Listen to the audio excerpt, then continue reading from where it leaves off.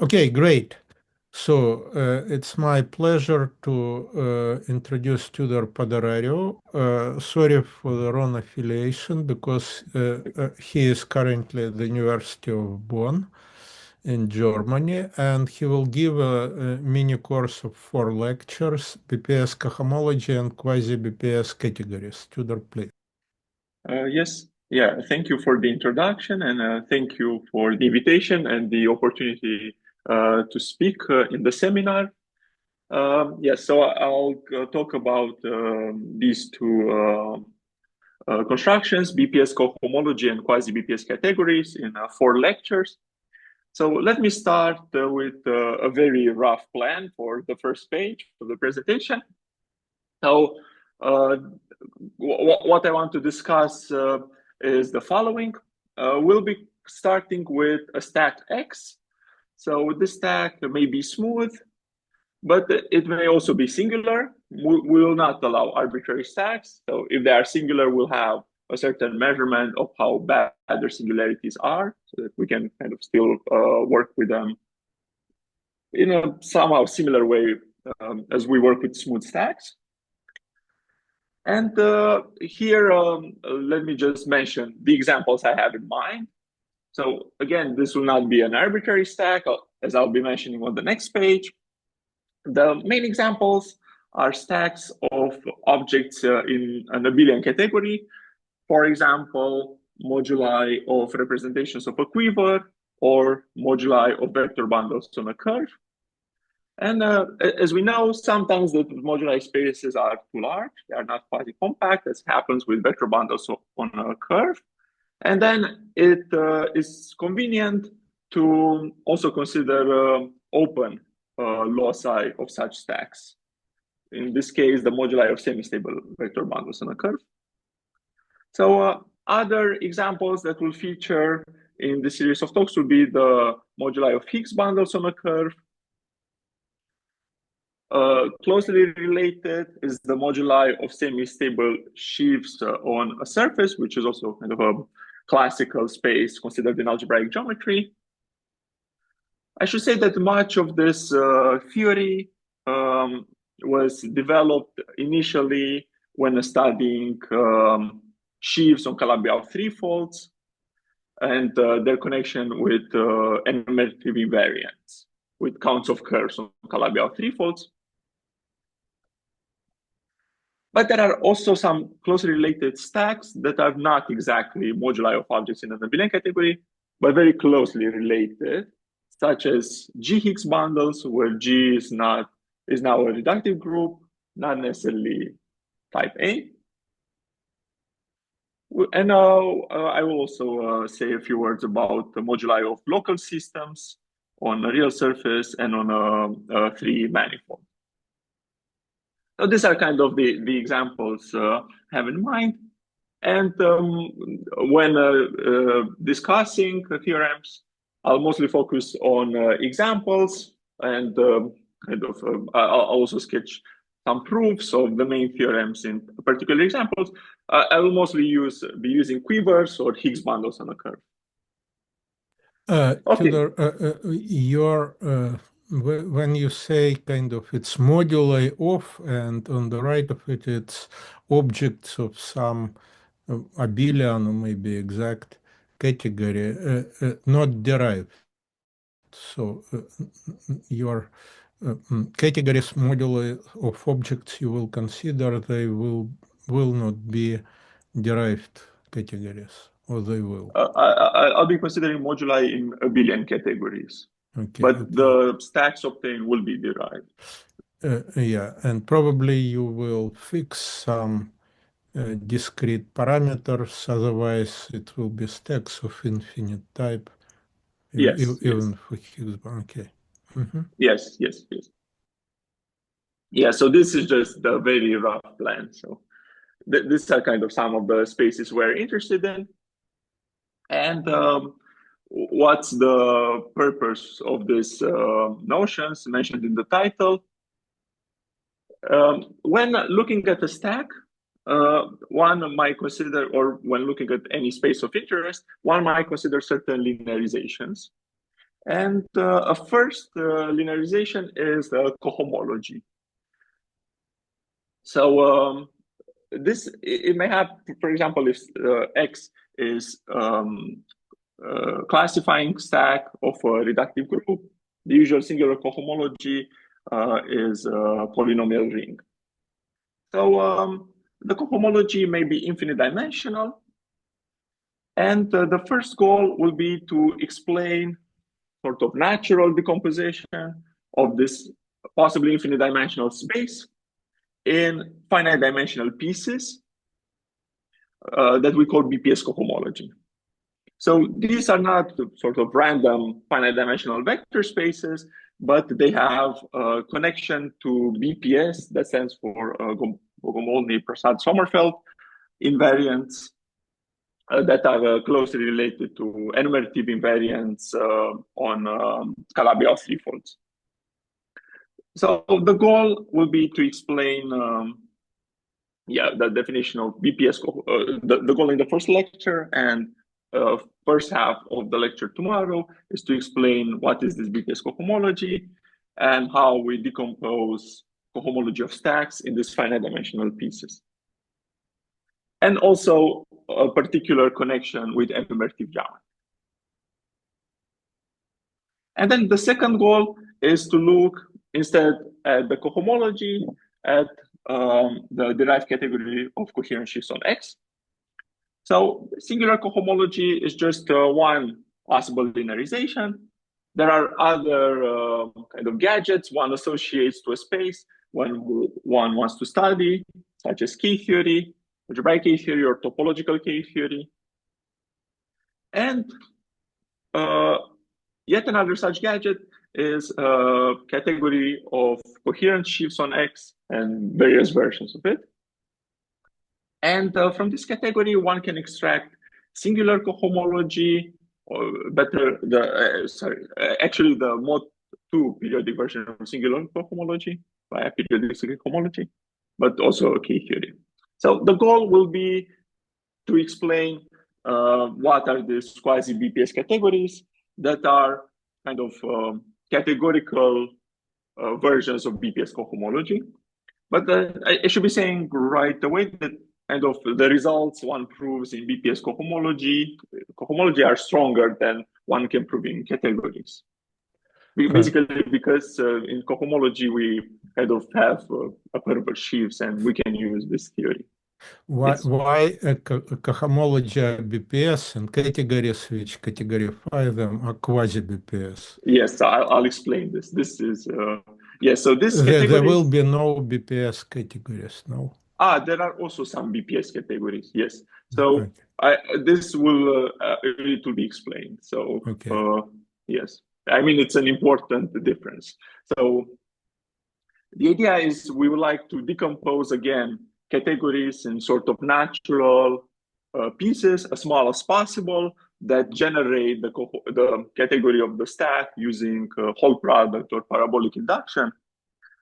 And this is just something that happens, that this smallest possible pieces will kind of not depend only on a connected component of the stack that, for example, for quivers, not only on the dimension that we select, but also on some extra weight parameter, an extra integer that will have to do with twisted sheaves by a certain germ.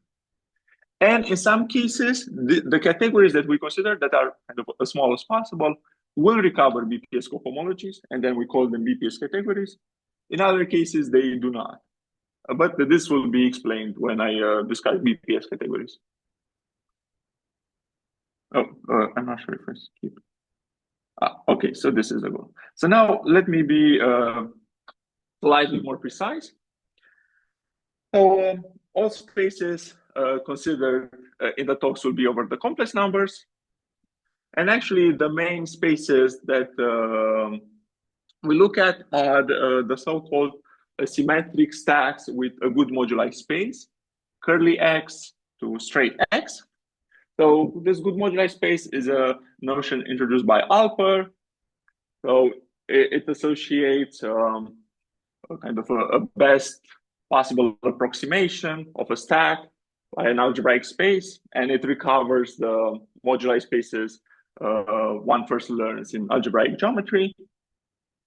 For example, if curly X is the stack of representation of a quiver, a straight X will be the affine quotient, JT quotient. So, Tudor, I'm a bit confused when you say stack. I mean, it's not literally like Arkin stack or something which is locally Arkin. It is Arkin stack. It is. Because, Yes, so so here when I discuss stacks, there will be smooth stacks. Yes. All right. Because you also mentioned some DG versions, so there will be generalizations, yeah? Or what? No. So you mean if there are DG stacks or? Yes. Yes. Understood. Yes. There are DG stacks, but Okay. also DG stacks they will have kind of in the examples I discussed, they will have explicit descriptions of the neighborhood. Mm-hmm. Yeah. Okay. For example, just causal scheme. So derived zero locus of a section in a vector bundle. And very explicit description of a DG scheme quotient by a reductive group. Okay. All right. These are kind of the things that will feature. Yeah, so here I kind of need to explain this term symmetric stack. So I briefly said a few words about good moduli space. What does symmetric mean here? So very roughly, for every closed point on our stack, we look at it's a tangent space. Kind of, we look at the local structure of the stack near this point, and two gadgets that appear there. So we don't take the full cotangent complex. We consider only the stabilizer at the point, which will be a group, and we may take the neutral component of that, and the tangent space at this particular point. And we require this representation to be self-dual. So this is what symmetric means. Self-dual means what? So V is isomorphic to V dual. So as a G representation. V is isomorphic to V dual, which is not always the case. All right. Mm-hmm. Yes. So, for example, such stacks are stacks of representation of a symmetric quiver. So we'll not be considering at least kind of in the first part of the talk. Later, we'll also be considering non-symmetric quivers, but initially there will be only symmetric quivers, which means that for any vertices in the quiver, I and J, the number of edges from I to J is the same as the number of edges from J to I. So stacks. So what type of stacks do we consider? We'll be considering smooth stacks, or we will also consider some stacks that are singular. So they will be examples of shifted symplectic stacks. So this were introduced by Pantefto, Vaquet, and Bezzosi. So they will have a certain isomorphism between tangent and cotangent spaces that we're familiar from symplectic geometry. In this case, it will be an isomorphism of complexes. So if they are zero shifted, it's actually, among other conditions, they will satisfy that Tx is isomorphic to the tangent complex is isomorphic to the cotangent complex. And an example is the moduli of semi-stable Higgs bundles on a smooth projective curve. And we'll also be considering -1 shifted symplectic stacks, where tangent complex is isomorphic to cotangent complex shifted by -1. And an example here is the moduli of representations of a quiver with potential.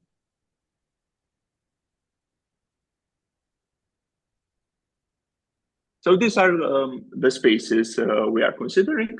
So now, what do I mean by cohomology in this particular cases? So if X is smooth, we'll be considering singular cohomology of X. When X is zero shifted symplectic, we'll be looking at Borel-Moore homology of X. And when X is -1 shifted symplectic, and it has something called orientation, will be considered the cohomology of X with coefficients in a certain perverse sheaf. So to explain, so -1 shifted symplectic spaces, for them, there is a Darboux theorem proved by Ben-Bassat, Braff, Doucet, and Joyce. And X, that says that X can be locally described as the critical locus of a function on a smooth stack Y. So for such local models, one may consider a natural perverse sheaf. It's actually not just the IC of the critical locus, but it is the vanishing cycle sheaf. And orientation is certain information that allows one to glue this local vanishing cycle sheaves to obtain the perverse sheaf phi. So in the -1 shifted symplectic case, yeah, we'll be considering the cohomology of this perverse sheaf. And kind of as yeah, kind of maybe this is a feature of this results about BPS cohomologies, is that actually the zero shifted symplectic case is studied through the -1 shifted symplectic case. So we'll see in a second the definition of BPS cohomology for the zero symplectic stacks uses the definition for -1 shifted. That's more natural. And also proving theorems about zero shifted symplectic stacks goes by first proving them for -1 shifted and then deducing information about them using dimensional reduction.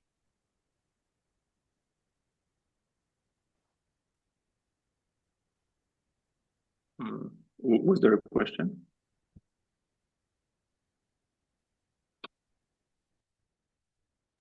No, fine. Okay. Okay, so yeah, so here, as I said, much of this notion was developed in connection with enumerative geometry of Calabi-Yau threefolds.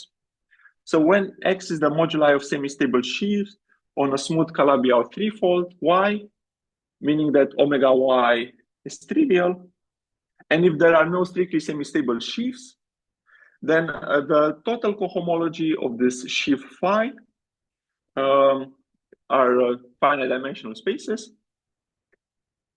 And their alternating sum are Donaldson-Thomas invariants, which are some enumerative invariants of interest when studying Calabi-Yau threefolds. And this singular cohomology spaces are called cohomological Donaldson-Thomas invariants. So these are a refinement of DT invariants. So Donaldson-Thomas invariants have been studied by many people, and then they also introduced refinements, motivic or cohomological, and so on.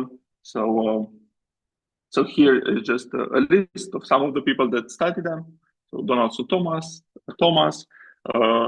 Maulik, Nekrasov, Okunkov, Padurariu, the numerical version, then Berendt, Joyce, Kocevich and Soibelman, and Joyce Song, so on, also started studying refinements. So you cannot consider a four-dimensional version by your technique, or you can, like counting semistable sheaves on Calabi-Yau four folds, these kind of things. Because you kind of work with stack. It looks like it's a huge generality, yeah. But I still restrict to zero shifted or -1 shifted. You I don't also think. mentioned n shifted, but just Yes, I just mentioned and shifted, but my talk will be about zero shifted and -1 shifted. okay. I think. I mean, I should say. I mean, Also, I don't work with you see, Donaldson-Thomas. it's a little bit funny. You call cohomology BPS cohomology, and all three guys are physicists. Mhm. But actually, Donaldson-Thomas invariants were studied by physicists under the name of BPS invariants. And there is also a very impressive list of Mhm. physicists which kind of can rival this list of mathematicians. Yeah, they computed it, not just Mhm. gave definitions like Mhm. many of mathematicians, but also computed. So then there is also physics activity. There was and still there is, but on the less extent. Yeah, okay. Yes, yes, yes. Um, but I should say that there is a well, um, yeah.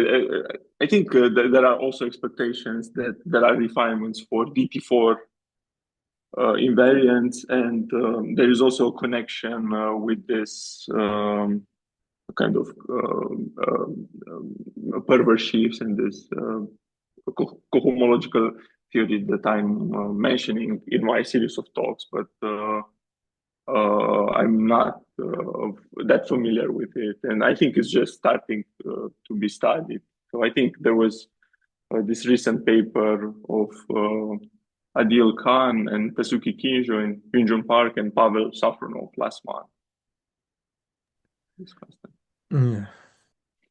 Uh, Indeed, this is just a selection of mathematicians, and indeed, yeah, there is this names with Donaldson-Thomas and BPS that I'm not exactly sure what's the best name. Some situations, but okay. So at least in mathematics, they were called Donaldson-Thomas invariants, and yeah, people looked at the refinements. And also, so this DT invariants and this version, these refinements were finite dimensional, so it kind of well-defined integers or finite dimensional vector spaces, and they were in the case when there were no strictly semi-stable sheaves parametrized. But it's also important to look at the case when there are strictly semi-stable sheaves. For example, when studying wall crossing and comparing this invariance under change of stability condition. So this was done by Kontsevich and Soibelman and Joris and his collaborators. So I'll also not be going in this direction later. But I guess one could already ask here a question that, as far as I know, is not answered: whether there is this theory of wall crossing um, can be developed for cohomological DT/BPS spaces. But yeah, I guess the answer is yes, but no, it was not. So studying strictly semi-stable objects, one motivation was wall crossing formulas. But what are some other reasons one might want to do that? So one might want to look at stacks of objects in a category of interest instead of just algebraic spaces. That is, one wants to allow some points with non-trivial stabilizers. Tudor, actually, the Donaldson-Thomas invariants or whatever, they are called invariants because they do not Yes. change under something. Mhm. Whatever Yes. theory you are building, it does not change whatever your invariants. Refined invariants, of course, they are more sensitive Yes. than Yes. Yes. enumerative. to deformations, but whatever, in what generality you can claim that the invariants, which kind of it's corollary of you consider they really invariants. Yes. I don't know, but I think here you're asking this because here I wrote cohomological Donaldson-Thomas invariants. Yeah, I think No, I'm this is asking wrong. because of the word invariance. You see, I Yes, yes. get used to that. It's just one word, Donaldson-Thomas invariance. But Yes. people who maybe not kind of deeply involved in that story, they can ask in what sense they're invariants. No, I So think this is a very, very good point. I think usually I prefer to call them BPS space, cohomological BPS spaces, because if you say space, you don't say invariant. yeah, Similarly, but no, cohomological but between. then you can take Euler characteristic or something. You can, Yes. and so then the question is whether this actually in physics, you see, we Mhm. underestimate, but the invariance appeared under the name of index. I mean, the index, kind of Yes, some yes. great discoveries in field, like Witten index, whatever. They Mhm. index, which means that they do not change when you move along the moduli space of deformation. So since you have this big generality, whatever, like Mhm. Arkin stacks, so I'm just curious what's the state of art, in what generality people can prove that they can get invariants, and if they Mhm. do, well, what kind of deformations of stacks they allow. Mhm. No, yeah, I think it's a very good point. But for example, using this BPS cohomology, I'll not discuss this, but using BPS cohomology or this DT cohomology, using an extra perverse filtration, one can propose a conjectural definition of Gopakumar-Vafa invariants by work of Maulik Toda, and then those are presumably a deformation invariant, but it's not proof. Yeah, but the whole thing kind of this part of the story is to prove that because to give definitions, it's not very difficult in that story as long as you got the main idea. For Mhm. example, wall crossing, it's in a sense, it's also invariance of something under something. Mhm. Yeah, okay, I but know. anyway, you Yeah. have answered, so okay. Okay. Okay. So let me say some other reasons besides the initial one is allowing points with non-trivial stabilizer. I think the main one is that natural operation on moduli spaces or of interest require including components with strictly semi-stable objects. So if you look some kind of a category you're interested in, an abelian category you're interested in, and you construct moduli spaces of objects in there, you may want to see how these spaces are related under some basic operations in your category. And this is one such operation is that of extensions or direct sum, in particular example. And this will introduce strictly semi-stable objects. And a particular case of modifying or looking at um, a space of extensions is are the familiar Hecke modifications. For example, Hecke modifications at a point or vector bundles on a curve. And when one repeats these Hecke modifications, even if one is initially interested in stable objects, one may reach semi-stable objects. And as a full disclaimer, one will actually also leave semi-stable objects and needs to look at a larger stack. But I would say, kind of, at least for me, maybe this is the main reason for looking at stacks of moduli objects. So going to the first operation I mentioned, extensions, if we extend sheaves of the same slope or objects of the same slope, one constructs the cohomological whole algebra introduced by Kuntsevich and Soibelman. And this has applications in geometric representation theory, study of Yangians, or other quantum groups. So I'll not be mentioning, I did not write everyone who contributed, but for example, Davison and his collaborators, Shivman Vasero, Yang Zhu, Rabchak, Batson, Iaconescu, yes, Porta Sala, and many other people.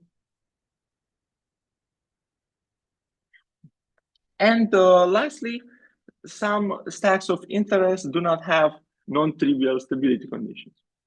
So depending on the problem you look at, for example, if you look at quiver varieties, maybe they might have stability conditions, many stability conditions, and you can vary the parameter and then obtain a variety or obtain actually also nice resolutions of singularities of your good moduli space, things like that.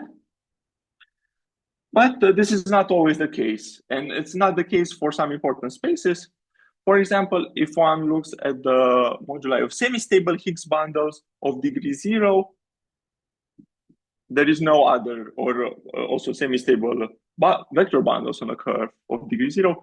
There is no other stability condition there to kind of select an open, a convenient open inner stack with a good moduli space. That's kind of not stacking. Also, some quivers do not allow for the variation of stability gain, and there are the quivers with one vertex.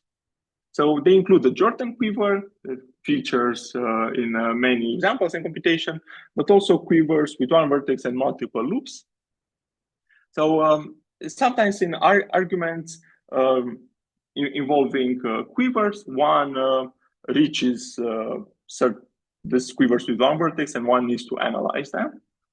But also they appear when describing the local structure of moduli spaces of sheaves. So these are some reasons to kind of care about stacks. Okay. So let me start now with the first part, with BPS cohomology. So what is the BPS sheaf?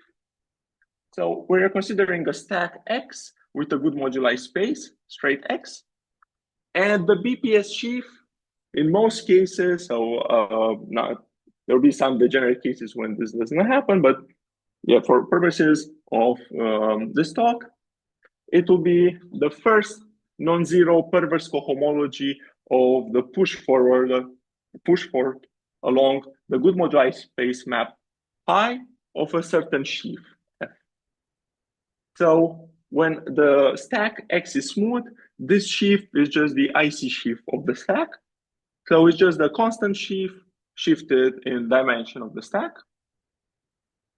And when X is -1 shifted symplectic with orientation, so it is one of the spaces that are locally described as critical loci, and for which the considered sheaf is locally the vanishing cycle sheaf. We consider this vanishing cycle sheaf phi. One might ask what's the sheaf one considers for a zero shifted symplectic. So the definition will be given using dimensional reduction. And I'll be mentioning dimensional reduction later. I think I'll mention it tomorrow, actually.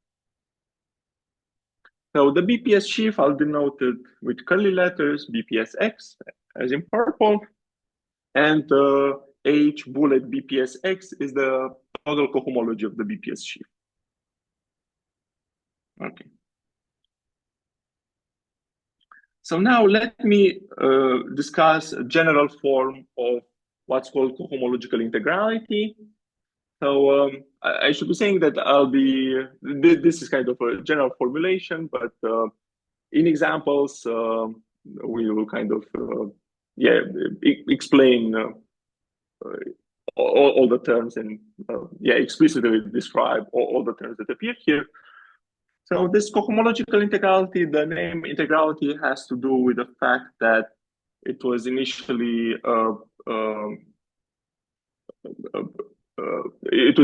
a conjecture about the integrality of certain generalized DT invariant, Kontsevich-Soibelman.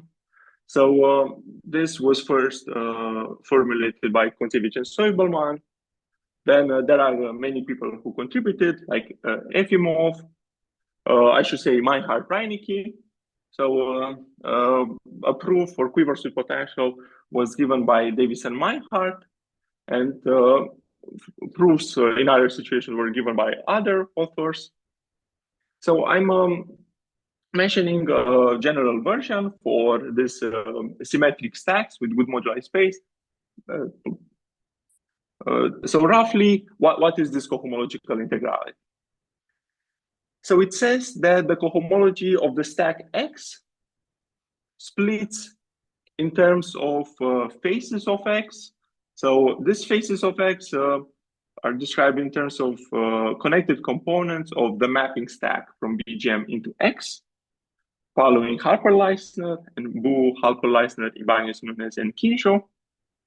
But in all our examples, they will be very explicit, and kind of this notion of face corresponds to a levy of a reductive group.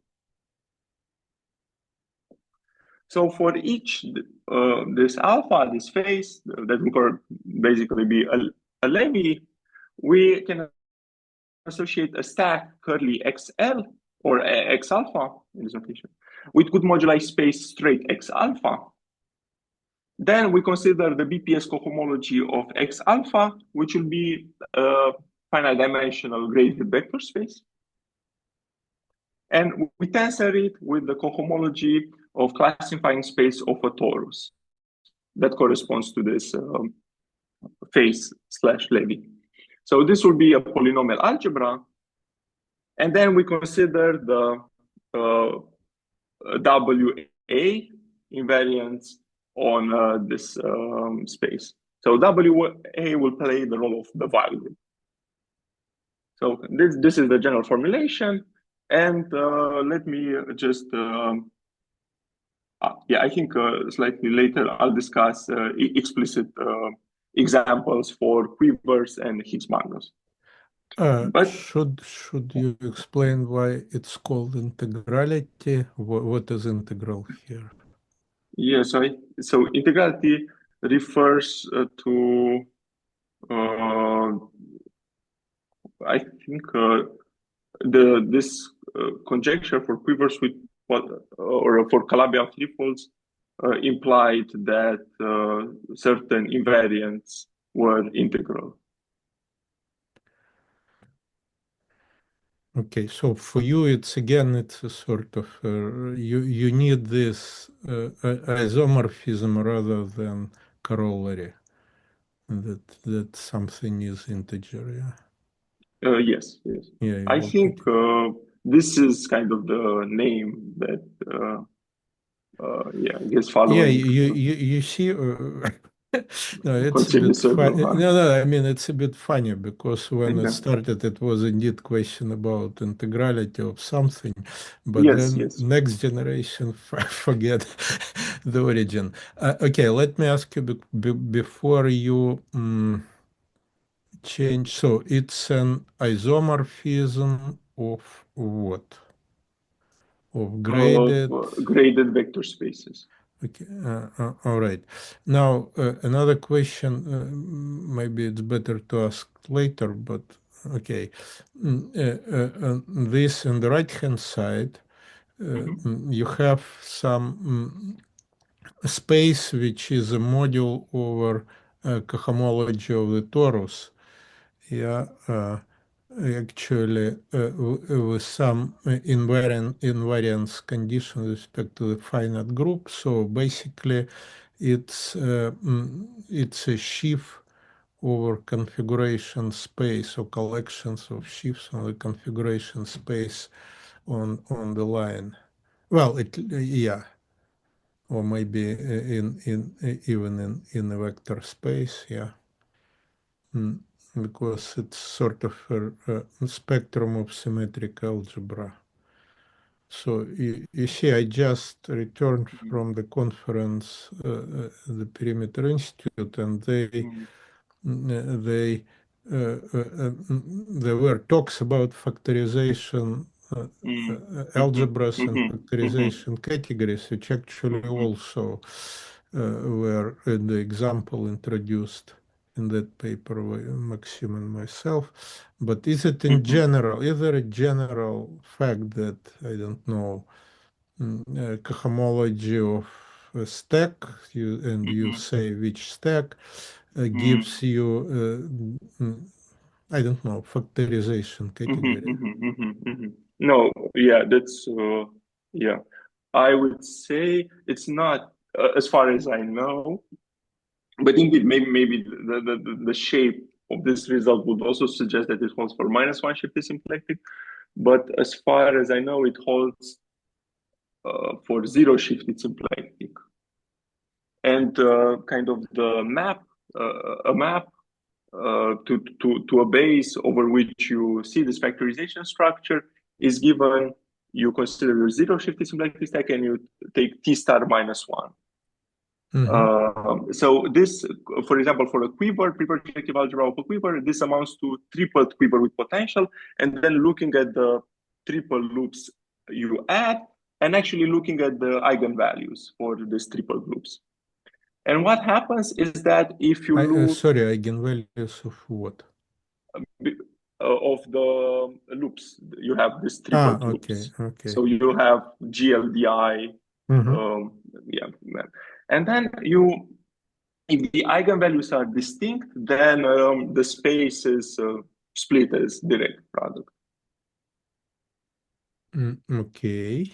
Yeah, And it's then yeah. so you can look at this space. So it maps to G mod G. So G is the Lie algebra. So G is the reductive group in the quiver, GD, and then G is the adjoint representation. And you look at the quotient G mod G.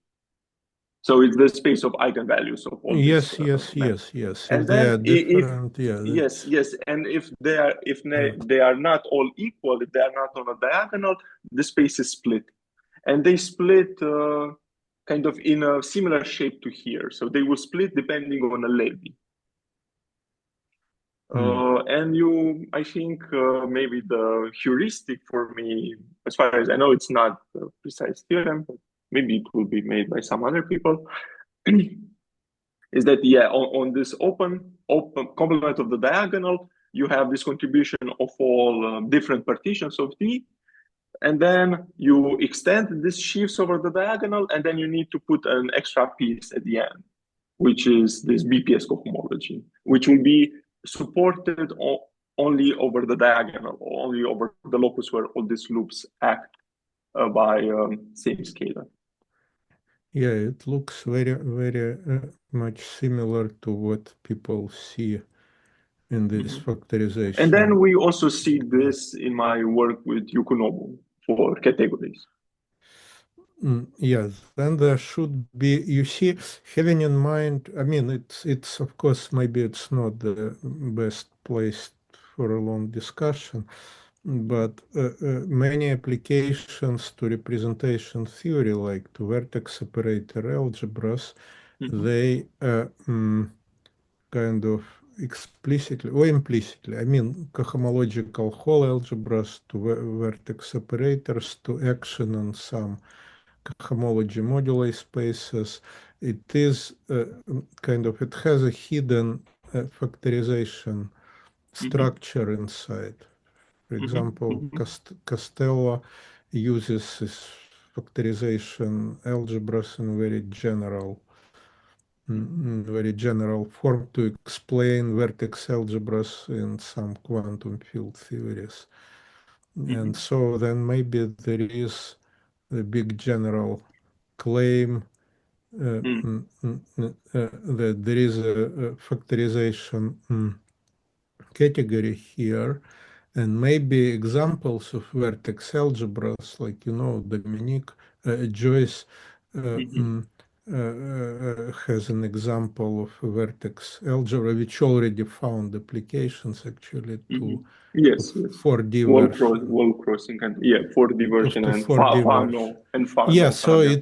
it's of course it's kind of, it's not a coincidence. That's No, my no, no. I think so. Kind of what I say is this factorization I am aware in the literature, but I think there are other people working on it. I think kind of this, at least the first place where this factorization was used in this, well, that I am aware of for explicit computations of this BPS cohomology space is the paper of Davison. But I think now there is also this work of Kaubris, Latintsev, how do you say? yeah. And then Shivang Jindal. But I'm not, I don't know exactly. Okay, so if people kind of work in that direction, probably they will get some results. All right. Hopefully, yeah. Okay, Yeah, yeah. thank you. Yes, yes. Mhm. Yeah, so kind of the last thing here is one important ingredient is defining a map from the right-hand side to the left-hand side. And this is done through the whole product.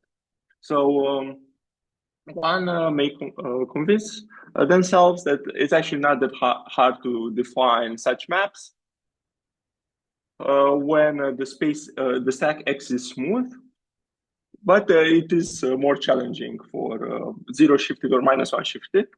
And for minus one shifted, for the example of quivers with potential, this was treated by Kontsevich and Soibelman. And yeah, there were also many other contributions, but kind of a general definition of this whole product, assuming good orientations and compatible orientations, was given by Kinjo, Park, and Safronov last year. Okay, so then I will also want to talk about the kind dependence phenomenon. So as I said, I will not be discussing that much about enumerative applications, except for this kind dependence phenomenon.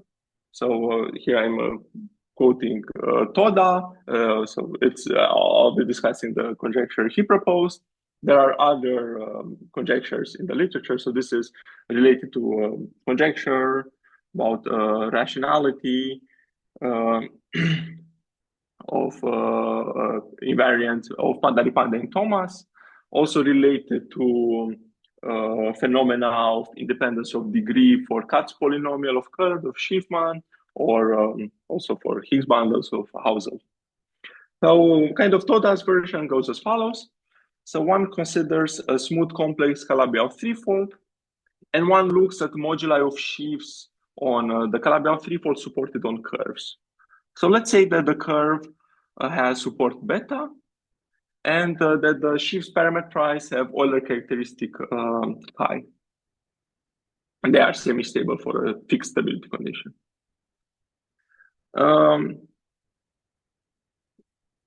So Toda's conjecture is that BPS cohomology does not depend on chi. So it just depends on the curve class beta. So this conjecture is also interesting in the case when there are no strictly semi-stable objects. So it may happen that there are two different chi and chi primes for which there are no strictly semi-stable objects. One can formulate this conjecture just using this cohomological DT spaces. And it is already very interesting and open in most cases. The example I'll be looking at is when X is a local Calabi-Yau threefold and is the total space of a rank 2 bundle, which is O plus omega over a smooth projective curve. And then this is related to cohomology of Higgs bundles on the curve, and it is a theorem of Kinjo and Koseki.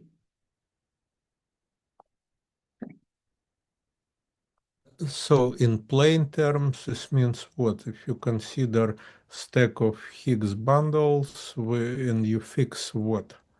Yeah, I'll discuss this in detail when I reach. Yes. Okay. I'll using dimension reduction, obviously.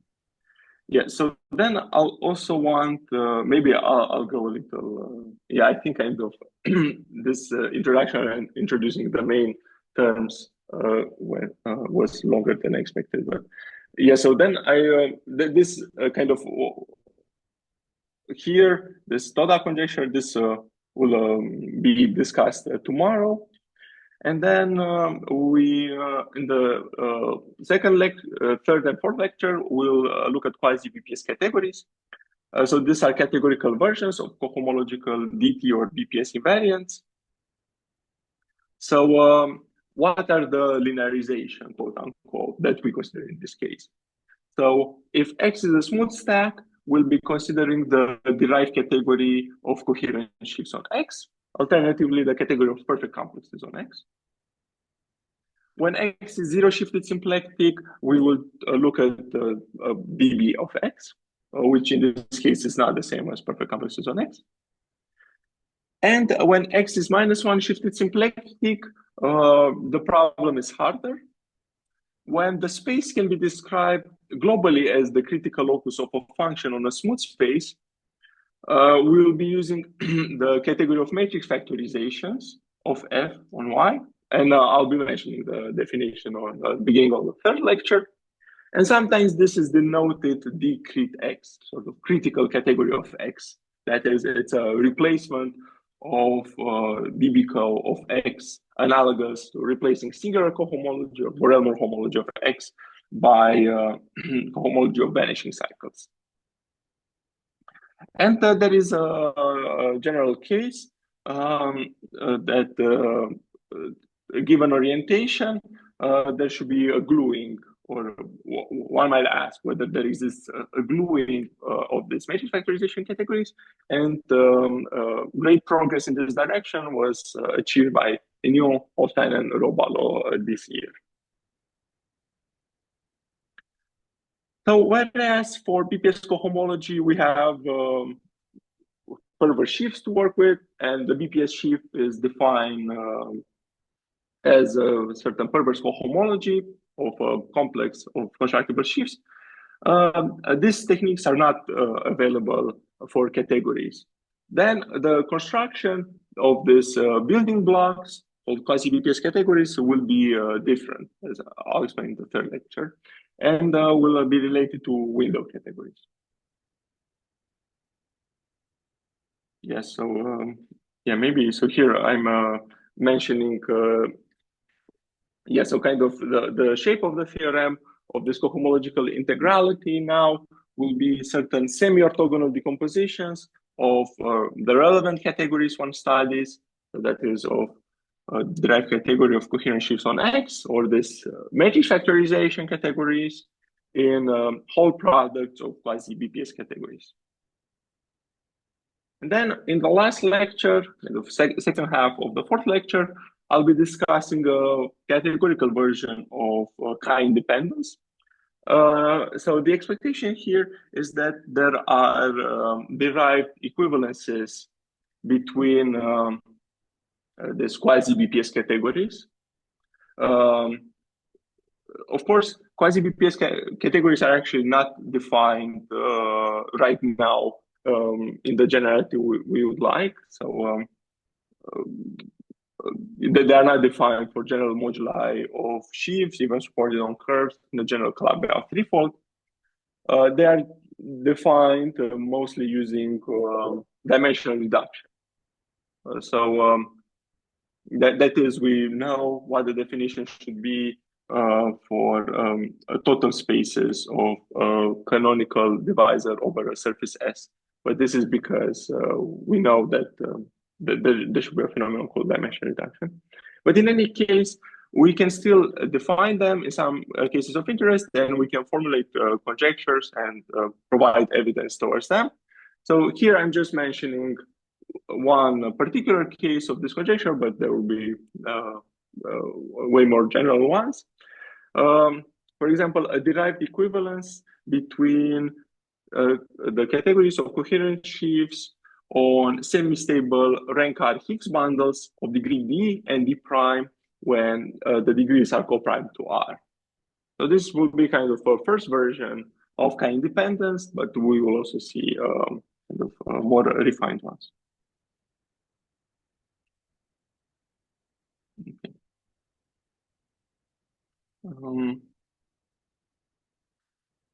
Yeah, so now I think my plan was to talk about BPS cohomology. So maybe I can just show the slide. So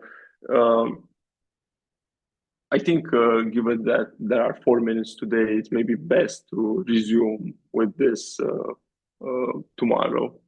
But the idea, just to explain what I'll do, is for a first half of tomorrow, I want to kind of first specialize to the case of smooth symmetric stacks. So these are some examples. And then the BPS sheaf will be the IC sheaf. And then the kind of this cohomological integrality can be written very explicitly. And for example, in the case G equals GLR, it is usually written as follows, which is one also takes the sum after all R's and the sums after all GLRs and gets what are called sometimes PBW theorems for whole algebra. Yeah, so maybe I'll mention this tomorrow. And the plan is to actually explain the proof of this by looking at this example of L-loop quiver. So L-loop quiver and dimension vector 2. But anyway, so yeah, then I'll explain the proof, which is something like 4 pages on my tablet. But then the proof, even if it's just in this very special case of L-loop quiver with dimension 2, it can be generalized to actually all these symmetric stacks of interest. Yeah, so maybe I'll talk about this tomorrow. Thank you. Okay, thank you very much. Questions?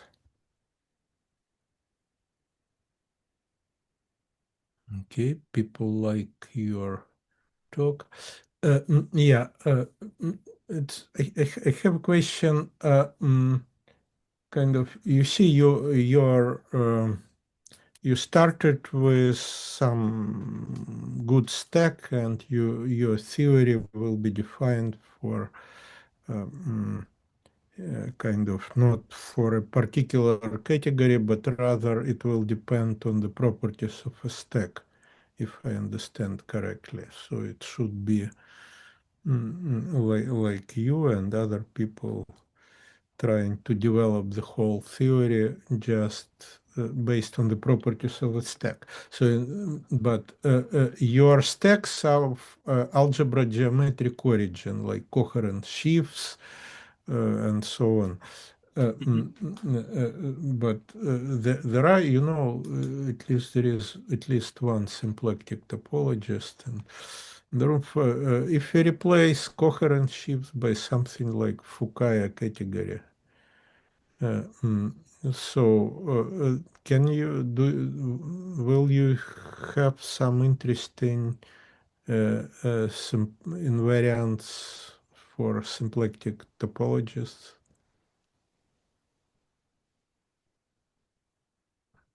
See, So you mean sometimes by mirror look at symmetry you can. you mean look at moduli of Lagrangians? Yeah, moduli of Lagrangians or something like that. Yeah, because if you keep in mind mirror symmetry, then your categories of coherent sheaves, well, in the derived sense, equivalent to Fukaya, but you can look what's happening at the level of T structures, and you have some interesting, maybe, I don't know, stacks. No, yeah, it's a good question. I think, yeah, it's a good question, and I don't know. I would say maybe besides this kind of coherent shift world that I'm only discussing, one can also look at local systems on a manifold, including three manifold. Then they are -1 shifted. Then there is a construction in that case. Yeah, but I mean that's what it's our example in the last section of this Koha paper. It's local systems on three manifold. Yes. But it's Calabi-Yau. Yeah, Yes. I mean Yes. that initially, kind of when we started that story with Maxim, we had in mind two classes of categories. We did not develop the theory just entirely in terms of stacks, rather categories. And we had one counting of semistable coherent sheaves, well, Calabi-Yau threefold, so whatever quivers, which is easier, and counting special Lagrangians in symplectic manifold. So the kind of there should be Yes. maybe some applications to symplectic topology as well. Yeah. No, I think it's a good point. But, I have nothing to report on I this mean, problem. just so Yeah. that's a comment. All right, Yes. more questions. If there are no more questions, thank you very much. So it's first Thanks. introductory lecture, and Yes. then there Yes. will be more technique. So Yes. today it's just for people, local people. Today it's at 12:30 local time in Kansas, but Yes. starting from tomorrow it will be 1 hour early. It will be 11:30. Yeah. Okay. Okay. Well, thank Okay. you, and Thanks. and Yes. And see see you. you. See See you you. tomorrow. See you tomorrow. Yes. Bye.